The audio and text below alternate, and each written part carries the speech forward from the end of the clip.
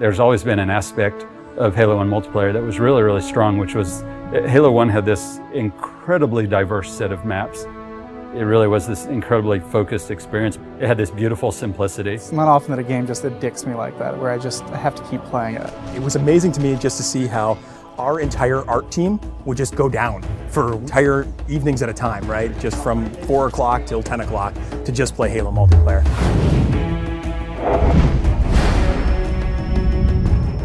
It wasn't that easy to just go through and say, oh, well, these are the maps that shipped with the original ones and this is what we're going to do, because we wanted to do something bigger around the 10th anniversary. We also had to think about the existing Reach player base, and we didn't want to fragment it. We were looking at it from the player's perspective in the current day with the current abilities and saying, how would I play this level and what do I think is missing? So we looked at maps from the Halo series entire, including Halo CE for PC and even Halo 2. And we thought, which of the maps are people's favorites that work well with the Reach engine and work well with modern kind of gameplay?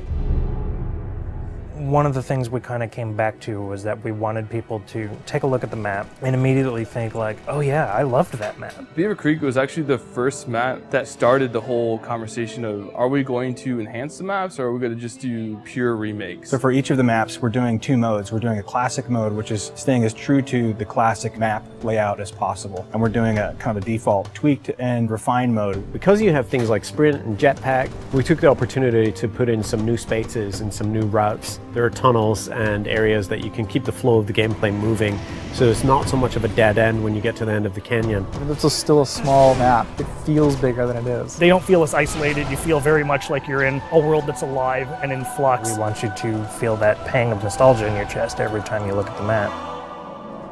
We chose Timberland because it was kind of an unsung classic. Probably one of the best vehicle maps. I spent a lot of time in custom servers on Halo PC just playing Team Slayer on it. The map itself is actually 20% smaller than what it used to be. On the art side, we've added a lot more tree cover. There's a big canopy of trees which kind of envelop the play space more. I'd like to think of this as Central Park, New York City. Here's this beautiful landscape, but right on the edge of a city all around them. There's so many tight turns that there are lots of places for you to get hung up on and grenaded. Just fun stuff happens. What other FPS do you get to put colorful flowers and green grass on your map?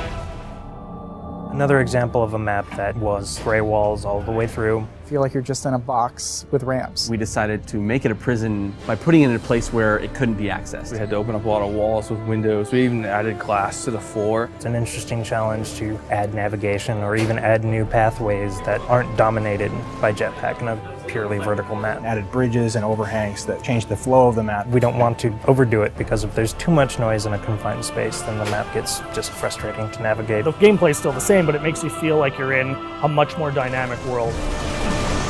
Damnation is a good example of really pretty much purple walls, and that's what represented the Covenant theme. We kind of left it to certain affinity to think about, like, well, can they give this map a context? And I think they started by looking in the room with the waterfalls. We really wanted to give people a sense that they were in this water processing plant or this facility that had to deal with these natural elements. The bottom area at the base of the waterfall, there used to be spaces in between them, so you had to jump from the 3 spaces that extended out. Now that's just a single walkway. You didn't realize the first time you played it in the original, but now there's all these ledges and different opportunities to get around your opponent and flank them that weren't there before. But I think with our additions, so you don't accidentally fall to your death all the time, and also the jetpack, that map has really changed a lot, just the general flow, and it's a lot of fun to play. This location we chose is kind of where the genesis of Firefight began. It's a place where you stop and you defend. Traditionally, Firefight, you've never really had the Marines fighting with you, and that's something we were able to do, and we thought, well, if we can pull this off, this is going to be a nice new take on Firefight. Now it's you, your friends, and some buddies, or if you're playing by yourself,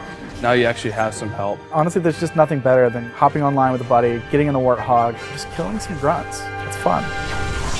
Normally with a title update, what happens is you download the title update and your world has changed forever. So we couldn't really give them the existing Halo CE gameplay with an online component. This was the next best thing. A lot of the fun of Halo 1 is being able to use the Magnum again, and we wanted to allow you to use that in multiplayer. We're able to replicate the look and feel of the Halo 1 pistol with the standard pistol from Reach. 3 headshots, anywhere on the map, you're going to take an enemy down. We've made sure that we can implement these changes on a game type level, which means we can have a version of Slayer that is exactly as it's always been, and a version of Slayer with our title update changes. We're going to be releasing beta hoppers before the launch of Halo Anniversary, and we're going to utilize all the feedback we get from the millions of players to participate to help ultimately shape this title update.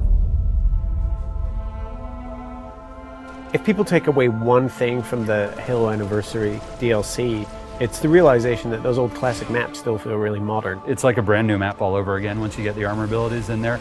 The soul of all of these maps are still very present, and in fact, in many ways, they're enhanced now. Overall, the campaign and the multiplayer, it just hasn't aged in the way that we expected it to feel.